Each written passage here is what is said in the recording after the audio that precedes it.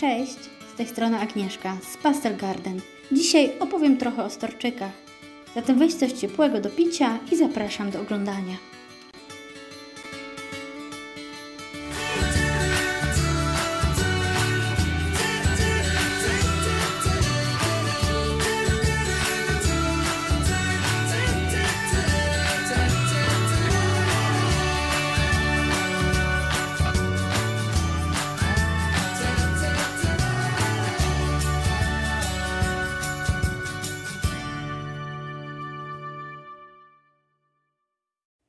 Dzisiaj oprócz podstawowych informacji o storczykach zdradzę Wam kilka ciekawostek. Zostańcie ze mną do końca tego odcinka. Storczyki to kwiaty, które kolorują nasze parapety dokładnie wtedy, kiedy najbardziej tęsknimy za wszystkimi roślinami kwitnącymi w naszych ogrodach. Choć odmian storczyków jest ponad 100 000, to najbardziej znanym rodzajem jest Phalaenopsis, czyli ten, którego najczęściej możesz spotkać w sklepach. Sprzedaż Phalaenopsisa stanowi aż 75% obrotu handlowego wszystkich odmian tego gatunku. I szczerze przyznam, że w ogóle mnie to nie dziwi, bo ich urok i kolorystyka wybija się na tle innych roślin. Ale czym kierować się przy wyborze storczyka? Zanim wstawisz go do koszyka, obejrzyj go dokładnie. Wybierz tego, który oprócz kwiatów ma jeszcze pąki, a jego liście są zdrowe i błyszczące. To właśnie liście świadczą o kondycji rośliny.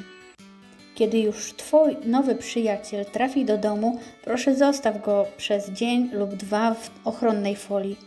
Dzięki temu Twój nowy gość łatwiej zaklimatyzuje się, bo przecież powietrze w naszych domach ma znacznie mniejszą wilgotność i wyższą temperaturę niż to, do którego był przyzwyczajony w sklepie.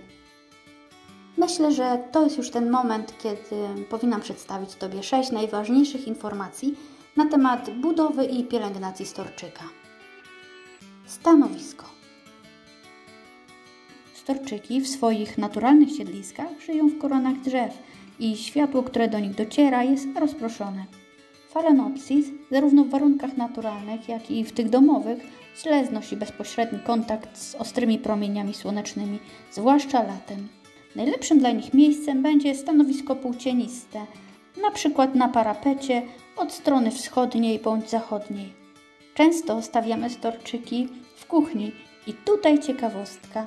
Upewnij się, że w jego sąsiedztwie nie będzie dojrzewających owoców. Dlaczego? Bo wytwarzają one etylen, który przyspiesza więdnięcie kwiatów. Podlewanie. Jak często podlewać storczyki? Aby się tego dowiedzieć, muszę przedstawić Tobie najważniejsze informacje na temat korzeni. Storczyk to epifit, czyli organizm, który wykorzystuje inne rośliny jako podpory, ale odżywia się w sposób samodzielny. Matka natura wyposażyła je w niesamowity system korzeniowy, który może sięgać nawet kilka metrów od centrum rośliny. Oplatają one konary drzew i podczas deszczu wchłaniają wodę oraz składniki odżywcze wypłukiwane z kory i mchu. Korzenie powietrzne, bo tak o nich mówimy, mają również właściwości absorbujące wilgoć z powietrza.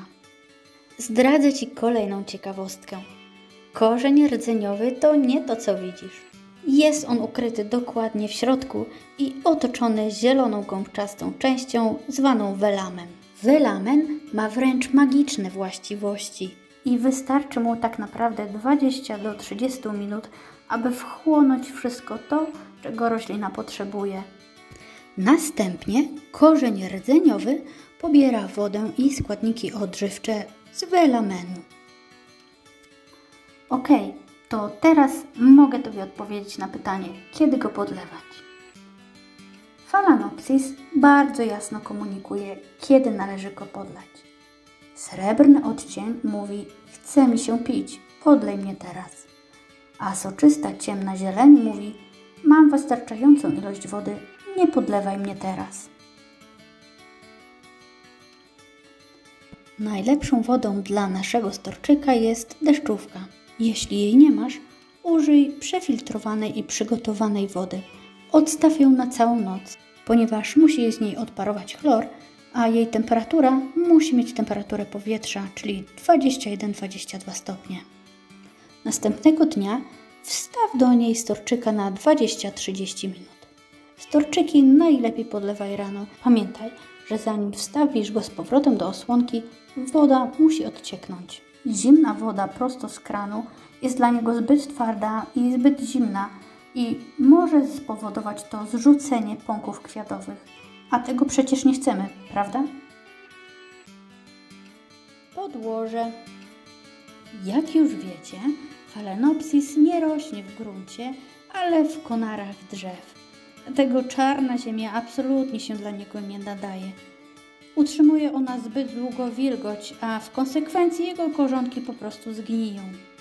Wymaga on specjalistycznego podłoża przeznaczonego typowo dla orchidei.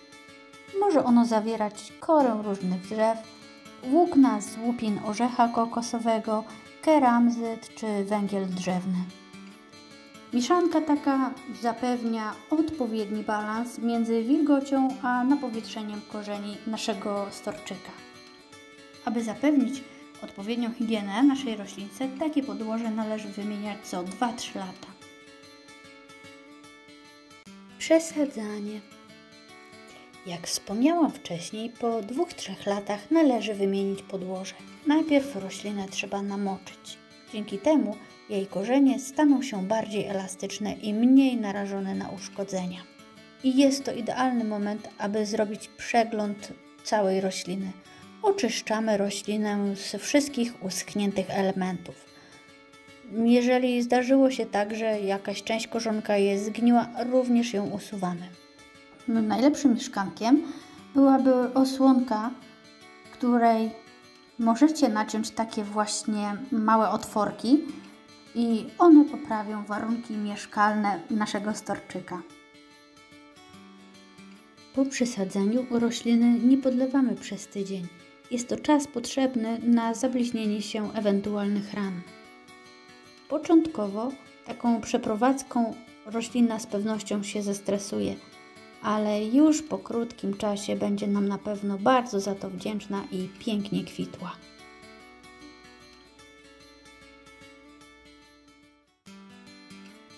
Przycinanie.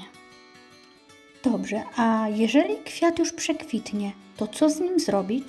Jest to najlepszy moment na przycięcie pędu. Na naszej łodyce kwiatowej możesz zauważyć niewielkie zgrubienia i są to oczka. Storczyk posiada oczka po przekwitniętych kwiatach oraz oczka śpiące, z których w przyszłości będą wyrastały nowe pędy kwiatowe bądź młode kejki, czyli małe storczyki. Tniemy je 2 cm nad ostatnim śpiącym oczkiem. A tu budzi się właśnie małe oczko i z niego wyrośnie nowy pęd kwiatowy. Jeśli masz ochotę, możesz ściąć storczyka dużo szybciej, jeszcze wtedy, kiedy ma najpiękniejsze kwiaty i wstawić go do wazonu. I tu kolejna ciekawostka. Storczyk należy do najtrwalszych kwiatów ciętych. Utrzymuje on się w wazonie nawet do 3 tygodni. Nawożenie. Phalaenopsis, jak każda inna roślina, ma swoją fazę spoczynku, która przypada po kwitnieniu i trwa kilka tygodni, oraz fazę wegetacji, czyli intensywnego wzrostu. W czasie spoczynku całkowicie zaprzestajemy nawożenie i nieco zmniejszamy częstotliwość podlewania. Natomiast w fazie wegetacji zaczynamy nawozić roślinę. Ale jak rozpoznać, że nasz storczyk jest właśnie w fazie wegetacji? Daje nam sygnał. Popatrzcie. Możecie zauważyć nowe korzonki, nowy pęd kwiatowy i nowy liść sercowy. A tak wygląda liść sercowy, który właśnie wyrasta ze storczyka. W czasie wzrostu roślina potrzebuje odpowiedniego nawożenia. Jeżeli będzie ono zbyt ubogie, na naszym pędzie nie zawiążą się kwiaty, a wręcz pąki mogą po prostu opaść.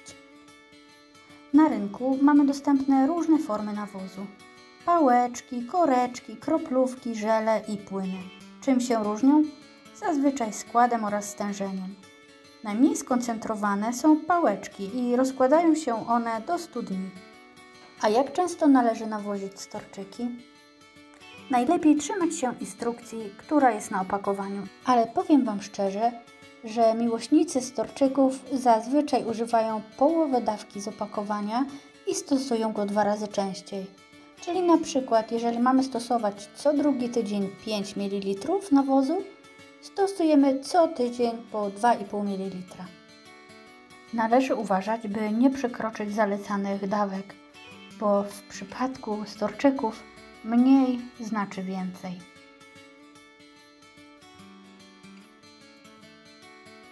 Na koniec chciałabym Ci przedstawić kolejną ciekawostkę. Kwiat, który pokazywałam na początku, czyli ten intensywnie różowy, nie zawdzięcza swojej cudownej różowej barwy naturze. Taki kolor, jak i te błękitne, które możesz zobaczyć w supermarkecie, są uzyskane w sposób sztuczny. Aby go uzyskać, specjalny barwnik spożywczy należy wstrzyknąć w pęd kwiatowy jeszcze w fazie jego wzrostu. Zobacz, tutaj są właśnie miejsca, w których został wstrzyknięty barwnik. I to na tyle w telegraficznym skrócie.